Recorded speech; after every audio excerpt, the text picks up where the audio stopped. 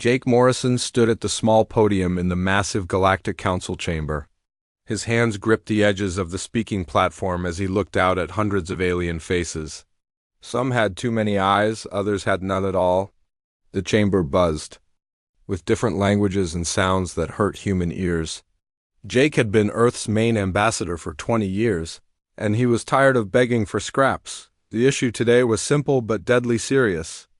The Kepler 442 system had been human territory for 37 years. 2 million humans lived there on 3 different planets. They had built cities, farms, and factories. Children had been born there who had never seen Earth. Now the Galactic Council wanted to give those worlds to the Vorthic Consortium, a group of reptilian aliens who had more money and political power than humans. Jake cleared his throat and began to speak.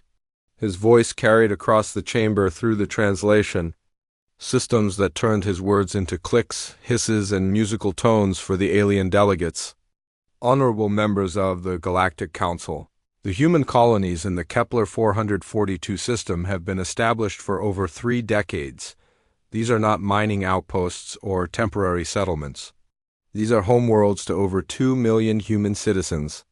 Our people have followed every galactic law, paid every required fee, and contributed to council operations for 43 years since first contact. A tall insect-like creature with black compound eyes stood up from the Zenthari delegation. Its voice came out as a series of clicks that the translation system turned into words. The humans speak of contribution, yet they provide the smallest percentage of defense funding among all council races. Perhaps if Earth learned to pay its fair share, it would have more friends in this chamber. Murmurs of agreement rippled through the chamber. Jake felt his stomach tighten. The Zenthari were one of the most powerful races in the council, and their support could make or break any proposal. Their opposition usually meant human defeat. Jake's aide, Lisa Hayes, stepped up beside him. She was a former military officer who had joined the diplomatic corps after the Third Rim War. She handed him a datapad with the preliminary vote counts. The numbers were bad, worse than they had expected. The Terran Commonwealth has contributed more to galactic civilization than our size would suggest, Jake continued, trying to keep his voice steady. Human engineers designed and built 60% of the jump gate network. Human doctors developed vaccines that stopped the Red Plague from wiping out half the galaxy. Human peacekeepers have died in conflicts that had nothing to do with Earth. A new voice cut through the chamber. It belonged to High Chancellor Vexthari, the amphibious leader of the entire council. His skin was a sickly green color, and his large eyes never seemed to blink. Ambassador Morrison, your passion for your people is noted. However, the council must consider the greater good of galactic civilization. The Vorthic Consortium has offered substantial improvements to mining operations in the Kepler system. They project a 300% increase in rare mineral extraction. Jake felt something cold settle in his chest. Chancellor, with respect, those minerals are being extracted from worlds where human children play in the streets. Those, mining operations will require the complete evacuation of established cities. We are talking about the forced relocation of 2 million people. The Vorthic representative stood up. He was 7 feet tall with green scales and yellow eyes. When he spoke, his forked tongue flicked out between his words. The humans can be relocated to other worlds. The council has many colonies that need additional workers. This is not a hardship, but an opportunity for the human race to spread throughout the galaxy. Lisa leaned over to whisper in Jake's ear. The vote is already decided. 17 systems against us, only us and the Altarians in favor. They are just letting us speak for the record. Jake looked out at the chamber again. He saw the bored expressions on most of the alien faces. Some delegates were not even paying attention to the proceedings. Others were having side conversations about completely different topics. The Zenthari representative was cleaning his compound. Eyes with a long, thin appendage. For 43 years, humanity had played by the rules. They had joined the Galactic Council as junior members, accepting limited voting rights and restricted access to advanced technology. They had contributed far more than their fair share to galactic defense, disaster relief, and scientific research. Human scientists had solved problems that had stumped alien researchers for centuries. Human engineers had built infrastructure that kept galactic civilization running, and in return, humanity was treated like useful servants who should be grateful. For whatever scraps they were thrown, the gavel came down with a sound that echoed through the chamber. High Chancellor Vexthari announced the decision in his flat, bureaucratic voice. Motion carried by majority vote. The Kepler 442 system will be transferred to Vorthik administration within 90 standard days. The human delegation may file an appeal through the appropriate channels. Jake stood there for a moment, staring at the Chancellor. 90 days to evacuate 2 million people from their homes. 90 days to abandon cities that had taken decades to build. 90 days to accept that humanity would always be second-class citizens in the galaxy they had helped build. He gathered his papers slowly, methodically. Lisa stood beside him, waiting for orders. The rest of the human delegation sat in stunned silence. Around them, the alien delegates were already moving on to other business, treating the destruction of human lives as just another agenda item. Jake looked up at the assembled delegates one more time. These beings represented hundreds of worlds and trillions of citizens. They commanded fleets of starships and controlled resources beyond imagination. They had technology that could reshape planets and extend life for centuries.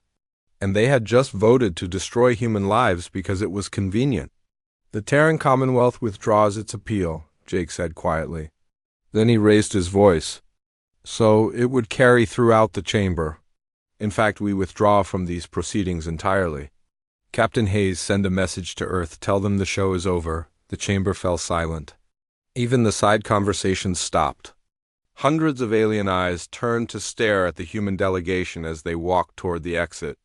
Jake's footsteps echoed off the walls as he led his people out of the chamber. No one moved to stop them.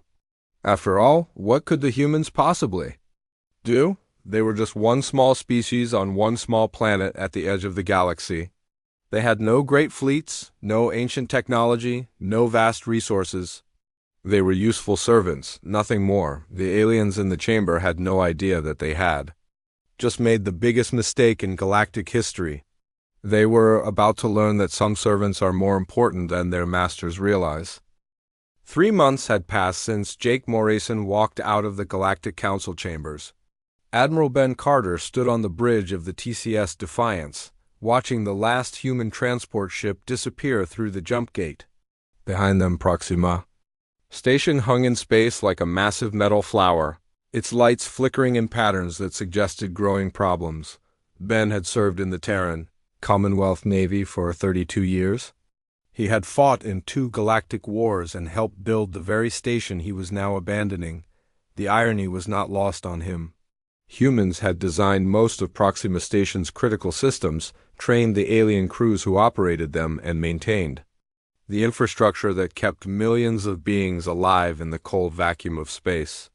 Admiral, incoming transmission from Station Command, reported Lieutenant Commander Amy Rodriguez from her position at the communications console. They want to speak with you directly. Ben straightened his uniform and nodded toward the main screen. The face that appeared belonged to Administrator Kethver, a Solarian with pale blue skin and large black eyes. The alien looked tired and worried, very different from the confident bureaucrat Ben had dealt with for years. Admiral Carter, please reconsider this withdrawal. We have already lost 60% of our engineering staff. The fusion reactors are showing signs of instability, and we cannot find qualified replacements among the remaining species. Ben kept his expression neutral. Administrator, I suggest you contact the Galactic Council. I am sure they can provide you with suitable personnel from their member species. The Solarian's large eyes blinked rapidly, a sign of distress in his people. Admiral, you know as well as I do that no other species has the technical expertise to maintain these systems. The humans built them, trained us to operate them, and have been our primary support for decades. Then perhaps the Council should have considered that before voting to relocate 2 million human civilians from their homes. Ben replied coldly, My orders are clear. All human personnel are to be evacuated immediately. The transmission ended, leaving the bridge in silence. Ben stared at the station for a moment longer, then turned to his navigation officer. Set course for the Sol system, maximum speed. On Earth, President Karen Thompson was addressing the Global Assembly for what would be the last time regarding galactic affairs. The massive chamber was packed with representatives from every human colony, every space station, every outpost scattered across human space. The speech was being broadcast to all human settlements, reaching people who had never seen Earth but still called it home.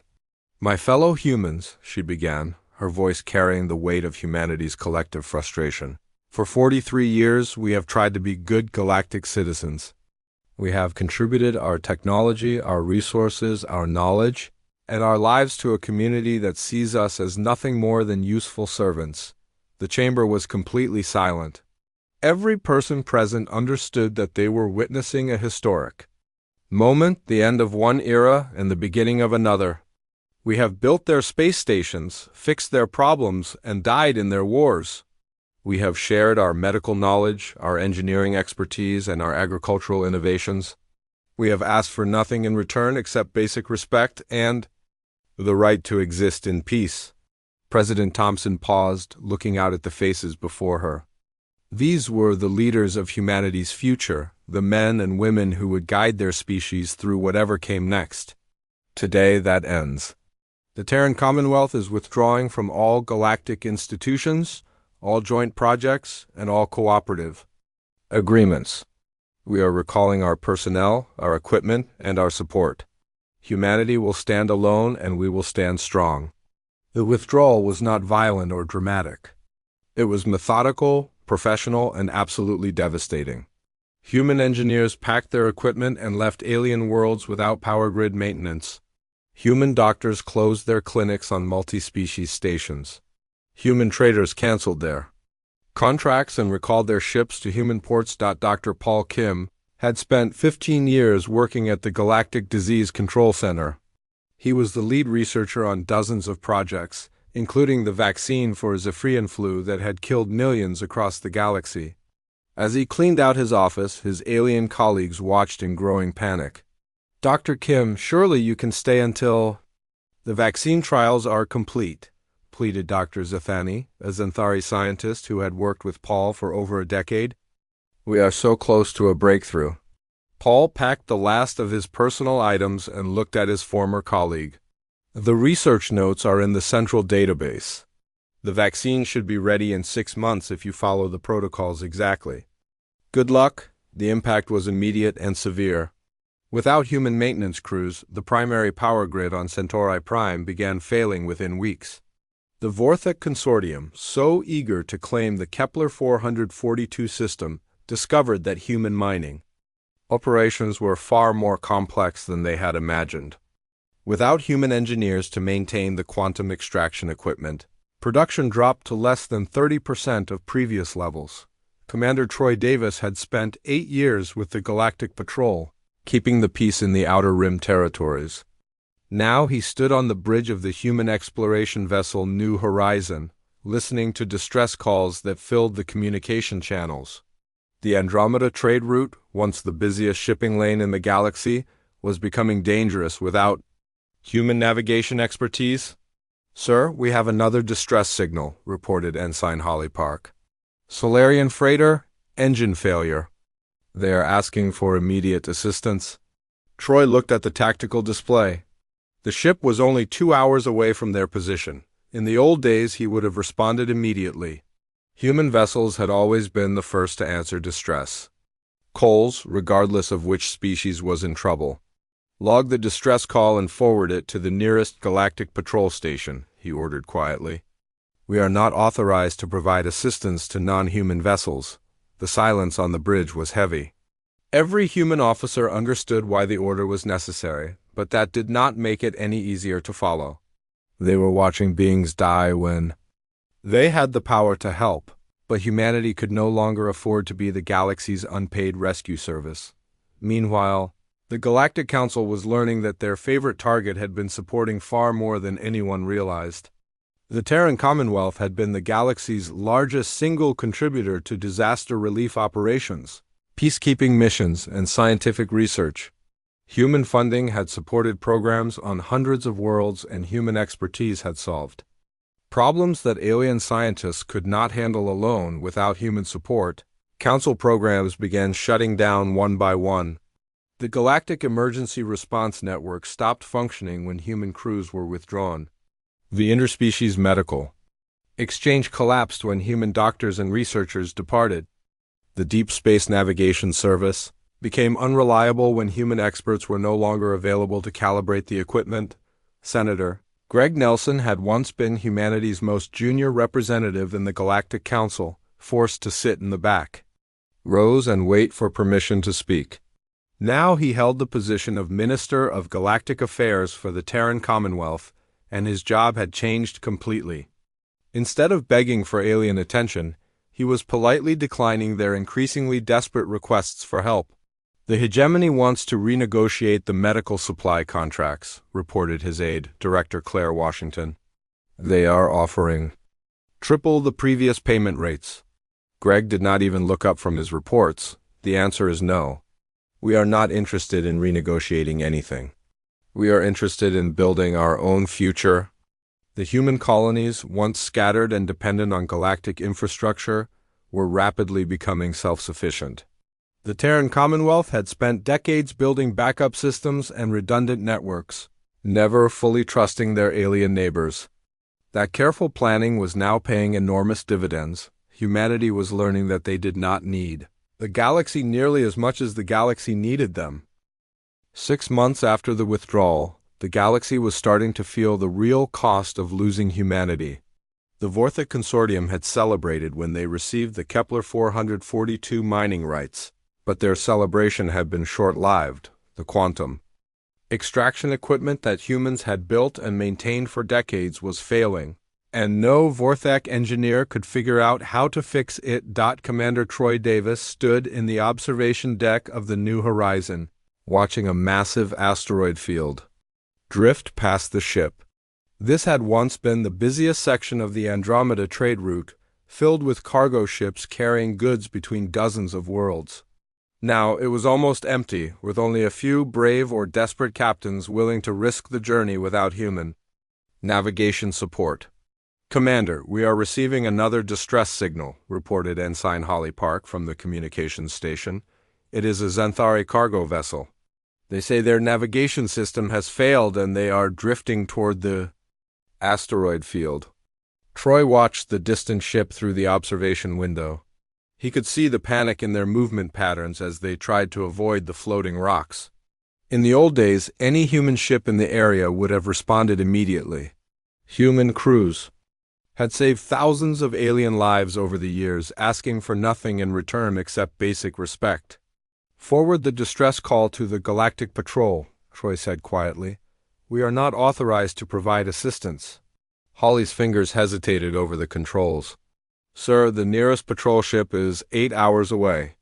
The Xanthari vessel will be inside the asteroid field in less than 2 hours. I understand the situation, Ensign. Follow your orders. The bridge fell silent as they watched the alien ship disappear into the dangerous asteroid field. Everyone present knew that the crew would probably die, and everyone knew that they had the power to prevent it. But humanity could no longer afford to be the galaxy's unpaid rescue service. On the political front, the Galactic Council was discovering that their favorite target had been holding up far more than anyone realized. The emergency session had been called by High Chancellor Vexthari after receiving reports from across the galaxy about failing infrastructure, collapsing trade networks, and dying colonies. The situation is becoming critical, announced the Altarian representative, her crystalline form flickering with distress patterns. Our industrial output has dropped 40% since the human withdrawal. 3 of our outer colonies have gone dark completely. The Xanthari delegate clicked his mandibles in frustration. This is economic warfare. The humans are deliberately sabotaging galactic civilization by withdrawing their support. But the oldest member of the council, Ambassador Thekmal of the Marduk Federation, raised his weathered hand for silence. His species had been exploring space for thousands of years before humans even discovered fire, and his words carried the weight of ancient wisdom. "The humans are not sabotaging anything," he said in his deep, rumbling voice. "They are simply no longer helping us maintain what we never learned to maintain ourselves. We have become dependent on their expertise, their innovation, and their willingness to solve our problems. Now we are learning the true cost of that dependence." The chamber erupted in angry voices as different species blamed each other for the crisis. The Vorthek insisted that the humans were violating galactic law by withdrawing essential services. The Solarians demanded that the Council force humanity to honor their previous commitments. The Xanthari suggested using military force to compel human cooperation. High Chancellor Vextari struggled to maintain order as the debate grew more heated. For the first time in decades, he was beginning to understand that the Galactic Council might have made a terrible mistake. Meanwhile, in human space, the Terran Commonwealth was experiencing unprecedented growth and prosperity. Commander Rachel Stone led a survey mission to the Tau Ceti system, where they had discovered 3 habitable worlds that would be colonized exclusively by humans. The days of sharing discoveries with ungrateful alien species were over. "The third planet shows excellent conditions for agriculture," she reported to Colonial Command. "Rich soil, stable climate, and abundant fresh water. The mineral surveys indicate substantial deposits of rare earth elements and platinum. The human economy, no longer drained by galactic obligations and charity work, was booming. Human scientists, who had once been forced to share their research with alien colleagues, were now making breakthrough discoveries at an incredible pace. Without the need to constantly explain their work to less advanced species, human innovation was accelerating rapidly. Dr. Martin Hughes worked in the newly established Terra Nova Research Institute, where he had just completed development of a revolutionary faster-than-light communication system. The technology would give humanity a decisive advantage in exploration and colonization, allowing instant communication across vast distances. "The quantum entanglement network is fully operational," he reported to the research director. "We can now maintain real-time communication with any human settlement within a 50 light-year radius." For the first time in decades, humans were developing advanced technology that they were not required to share with alien species. The communication network would remain a human secret, giving them a massive strategic advantage in space exploration and colonization. The Galactic Council was learning that losing humanity meant losing far more than just workers and engineers. Human traders had carried goods between alien worlds for decades, often at prices that barely covered their costs. Human diplomats had mediated disputes between species that could not communicate effectively with each other. Human peacekeepers had died in conflicts that had nothing to do with Earth. Senator Greg Nelson, now serving as Minister of Galactic Affairs, received daily reports about alien governments begging for renewed cooperation. The offers were becoming increasingly desperate as the galaxy's infrastructure continued to collapse without human support. "The hegemony is now offering full voting rights for all human colonies," reported Director Claire Washington. "They want to establish a permanent human seat on the High Council with veto power over major decisions." Greg looked up from his reports with mild interest. "What did President Thompson tell them?" "The same thing she has been telling everyone for 6 months. We are not interested in returning to the galactic community. We are building our own future." The truth was that humanity no longer needed the Galactic Council or any of the alien species that had treated them as servants for decades. The Terran Commonwealth had grown into a confederation of over 100 worlds, each more prosperous and advanced than the old human colonies had ever been under galactic rule. Human exploration ships were now venturing into regions of space that the galaxy had never dreamed of reaching. Captain Eddie Foster commanded the Deep Space Explorer Horizon, which had just made contact with an entirely new galactic cluster. The species they encountered there had never heard of the Galactic Council and treated humans as equals rather than junior partners. "First contact protocols are proceeding smoothly," Foster reported to Exploration Command. The Caroline Federation seems genuinely interested in establishing trade relations. They are impressed by our technology and our approach to diplomacy. The aliens back home were beginning to realize that humanity had not just withdrawn from galactic politics. They had found new neighbors who appreciated their contributions and treated them with respect. The galaxy that had rejected humanity was being left behind as Earth's children claimed their place among the stars. The Galactic Council's biggest mistake was assuming that humans needed them more than they needed humans. Now it was too late to fix that mistake, and the galaxy was learning to live without the species that had once held their civilization together. 2 years after the withdrawal, the galaxy was dying. The Xanthari hive mind, once proud rulers of over 60 worlds, now faced rebellion in their outer colonies as life support systems failed one by one. The insectoid species had never bothered to learn how the human-designed atmosphere processors worked, assuming their servants would always be available to maintain them. Queen Vexandra, the supreme ruler of the Xanthari, stood in her throne room watching reports from across her empire. Colony after colony was going dark as essential systems failed without human engineers to repair them. Her compound eyes reflected the flickering lights of failing displays as she realized the true scope of their dependency. "My queen, the rebellion on Xanthar 7 has spread to 3 more worlds," reported her military advisor, General Catherine.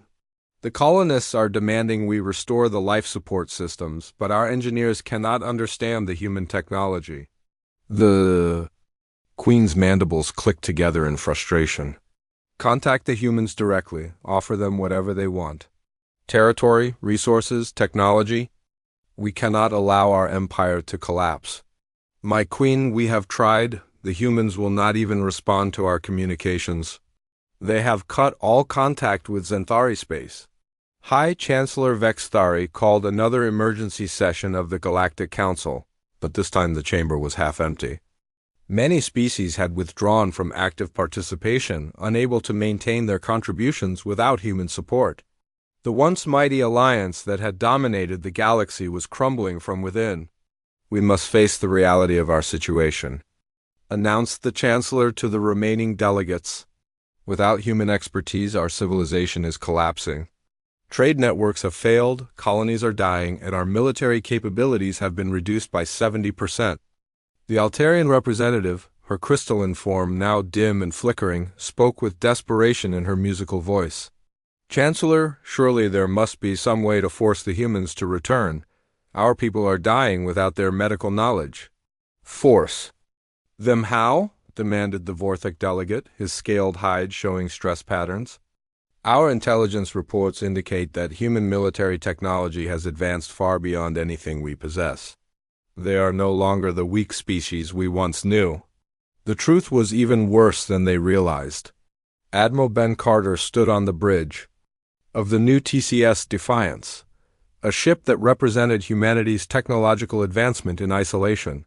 The vessel was twice the size of the old Defiance and equipped with weapons and defenses that no alien species had ever seen. "Admiral, long-range sensors are detecting a Xanthari fleet moving toward the Beta Centauri system," reported Captain Lisa Hayes, who had been promoted after her years of diplomatic service. "Intelligence suggests they are planning to seize the human research station there." Ben studied the tactical display showing the approaching alien ships. "How many vessels?" 47 ships, including 3 of their heavy cruisers. "It appears to be their entire remaining battle fleet." Ben smiled grimly. "Signal the fleet. All ships to battle stations.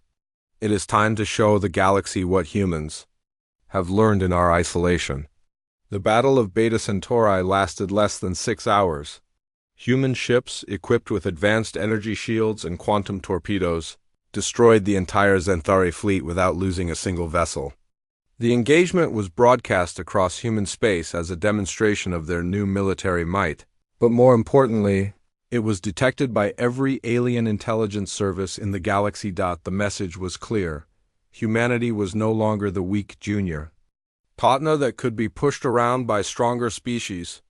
They had become the most powerful single faction in known space. Dr. Martin Hughes, working at the Terra Nova Research Institute, had completed development of several revolutionary technologies. During humanity's isolation, the faster-than-light communication network was just the beginning. Human scientists had also developed new propulsion systems, advanced medical treatments, and manufacturing techniques that were decades ahead of anything the galaxy possessed. The new fusion drives are ready for installation on the exploration fleet, he reported to Research Director Sarah Wells. These ships will be able to travel 3 times faster than anything the aliens possess. The human economy had transformed completely. Without the burden of supporting failing alien civilizations, human resources were invested in education, research, and expansion.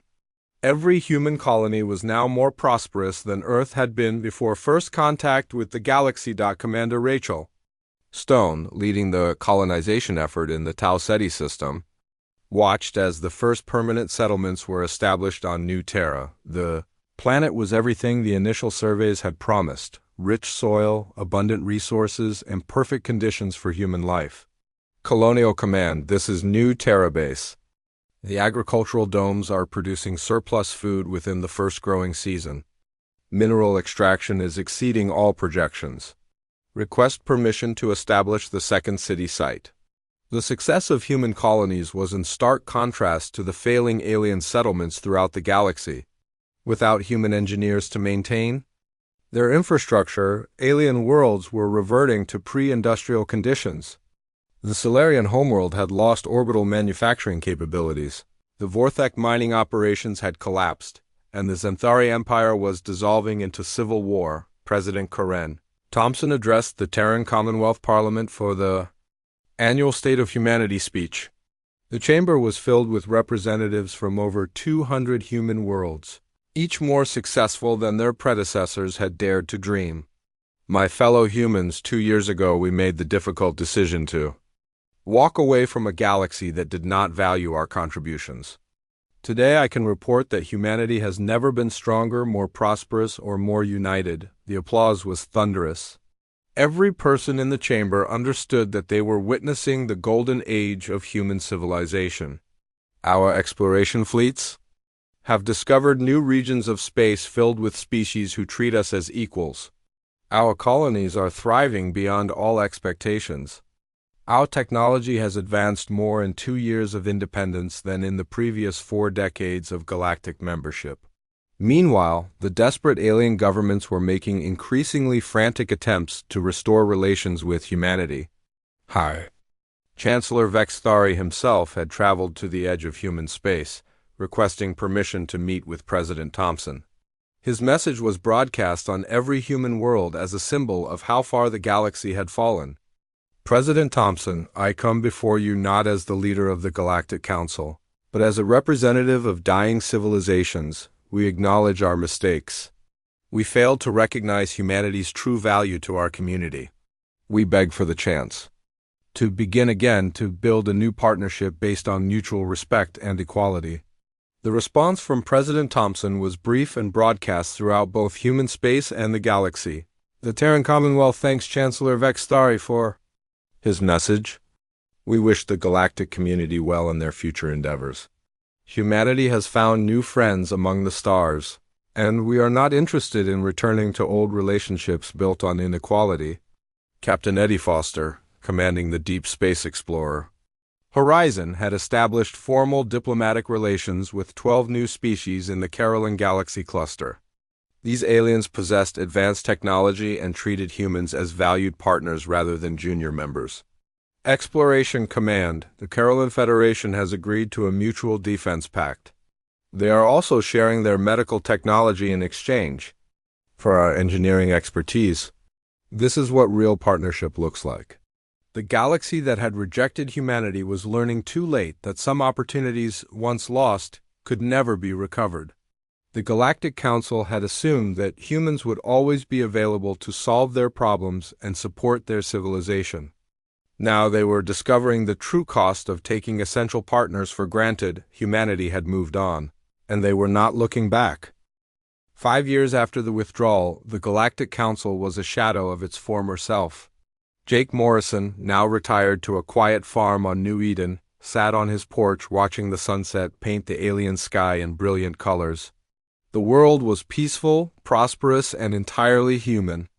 It was everything the old colonies had never been allowed to become under galactic rule. His old friend Lisa Hayes visited him regularly, bringing news from the capital and updates on galactic affairs. Today she carried reports that would have seemed impossible just a few years earlier. The Zentari Empire has completely collapsed, she told him as they shared coffee and watched the evening sky. The last of their colonies declared independence yesterday. Queen Vixandra is reportedly hiding in an underground bunker on their homeworld. Jake nodded slowly. He felt no satisfaction in the destruction of an entire civilization, but he also felt no guilt. The Zentari had chosen their path when they decided that humans were not worthy of basic respect. What about the others? He asked. The Vortha Consortium has lost 80% of their territory. The Solarian Federation is asking for humanitarian aid. Even the Altarians are requesting emergency assistance. Lisa handed him a datapad containing the latest diplomatic communications. The messages were from every major alien government in the galaxy, each one more desperate than the last. They offered everything: full voting rights, permanent seats on the High Council, complete autonomy for human colonies, favorable trade agreements, even tribute payments. President Thompson's response? Jake asked, though he already knew the answer, the same as always. We are not interested in returning to the galactic community. Humanity has moved beyond the need for their approval or their cooperation.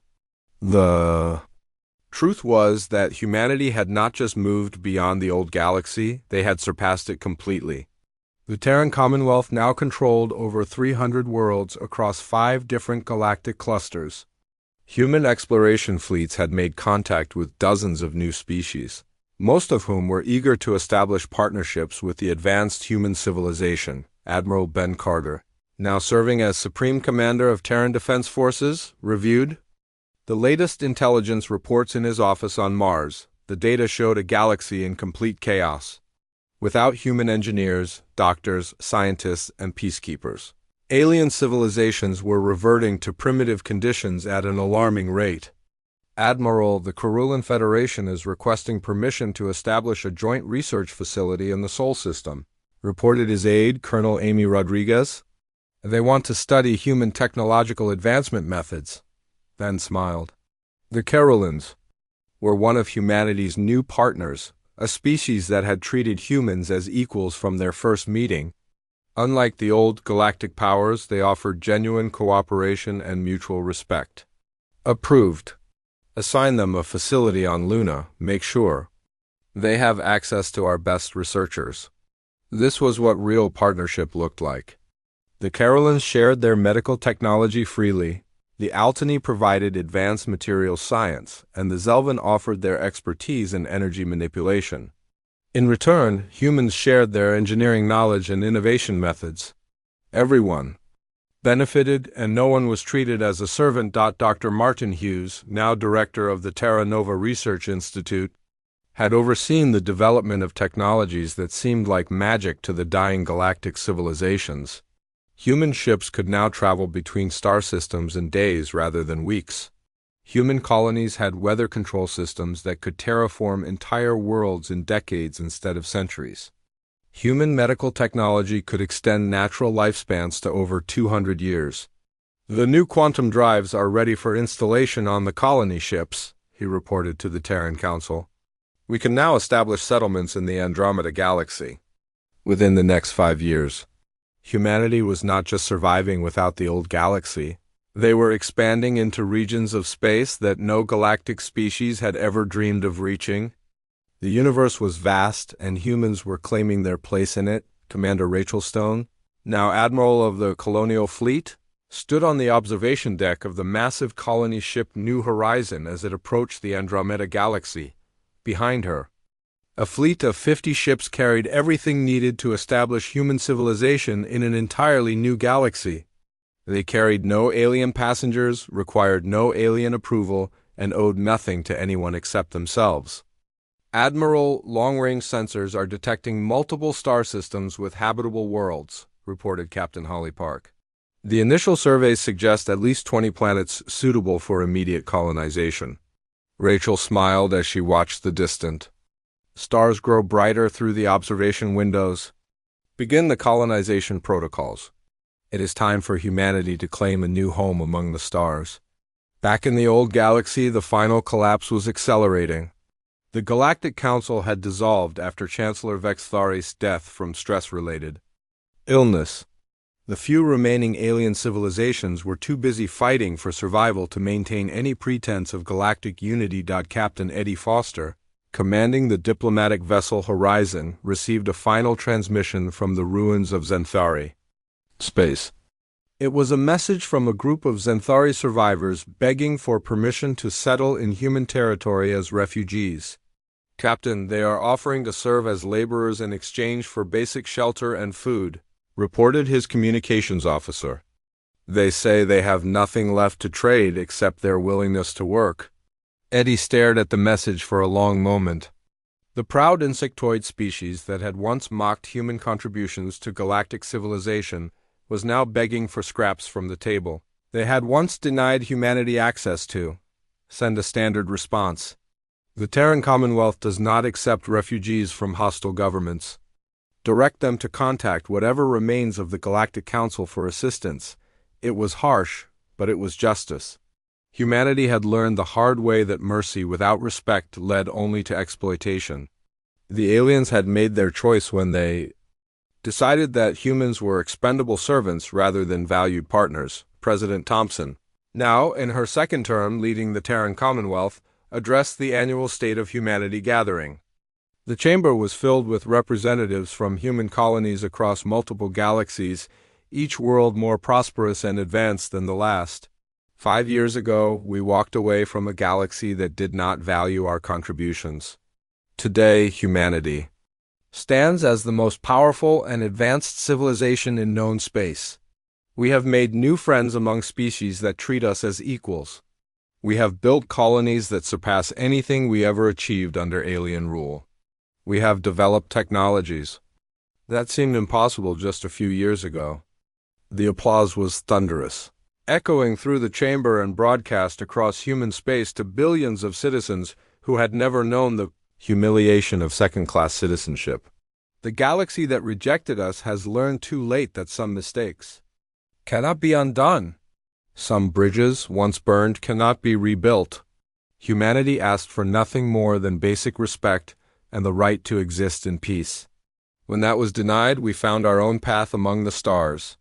Jake Morrison, watching the speech from his peaceful farm on New Eden, raised his coffee cup in a silent toast. The scared young diplomat who had once begged for alien approval was gone, replaced by a species that had learned to value themselves properly. The stars belonged to humanity now, and they had earned them through their own strength, their own innovation, and their own determination to never again accept less than they deserved. The galaxy was welcome to watch from the sidelines as Earth's children claimed their inheritance. Among the infinite stars of the universe,